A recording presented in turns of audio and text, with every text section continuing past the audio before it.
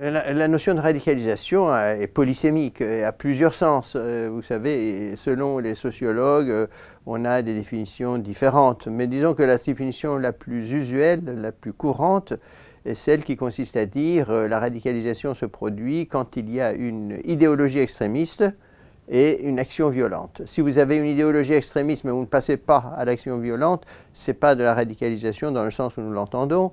Si vous agissez violemment, par exemple vous tuez quelqu'un parce que vous avez des problèmes psychopathologiques ou par amour, par jalousie ou pour des raisons crapuleuses, ce n'est pas de la radicalisation. La radicalisation, c'est quand on a les deux à la fois, une idéologie radicale, extrémiste, qui sous-tend une action violente qui peut se produire maintenant ou projetée dans un avenir prévisible.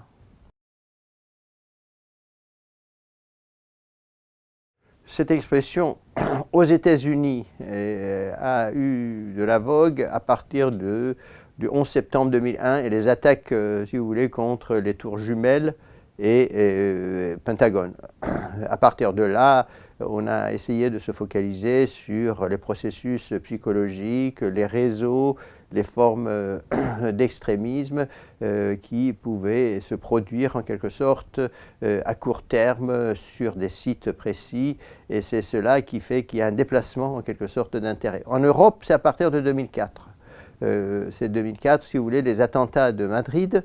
Et là, on commence, il y a des groupes qui sont désignés pour étudier ces phénomènes par les États de l'Union européenne et ils parlent de la radicalisation.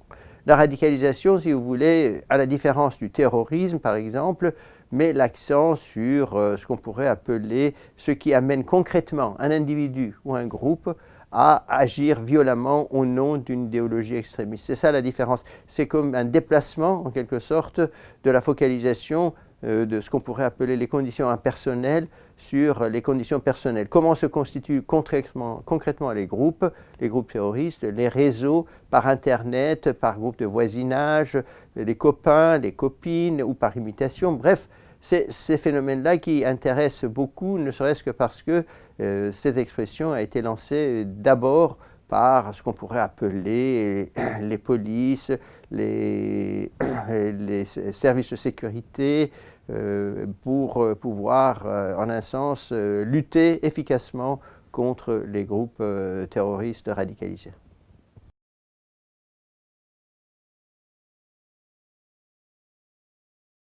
Ça va faire avancer parce que ce sont des spécialistes qui vont se réunir, discuter, débattre.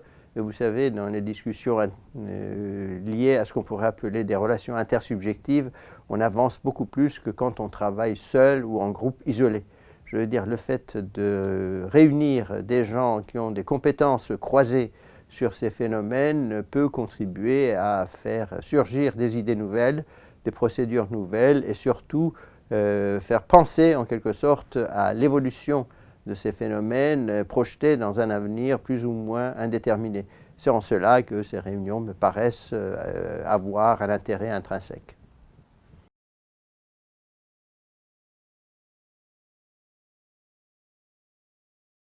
La radicalisation nous surprend constamment parce que c'est des groupes humains qui, en un sens, réinventent leur façon d'agir en fonction du contexte et en fonction de ce qu'on pourrait appeler les formes de mobilisation des polices, des services de sécurité, des renseignements généraux. Bref, c'est cela, il y a un aspect dynamique et un mode d'approche chez les djihadistes qui est surprenant. Je vous donne quelques exemples. Avec Al-Qaïda en 2001, c'était un groupe structuré, hiérarchisé, par le haut. Une cinquantaine de personnes au moins étaient impliquées. Or, après, une fois qu'il y a eu la répression, le renseignement se sont rabattus dessus, ont essayé d'intercepter les messages, on voit bien comment se constituent de petits groupes qui sont difficiles à identifier et intercepter.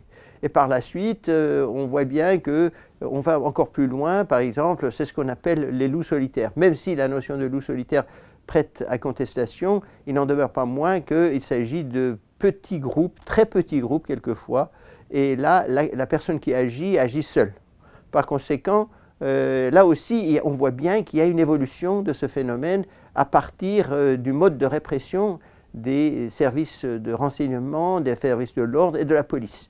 Un autre phénomène qui est important, c'est que la radicalisation peut être très éloignée de ce qu'on pourrait appeler ses racines culturelles, du moins pour ce qui est du djihadisme.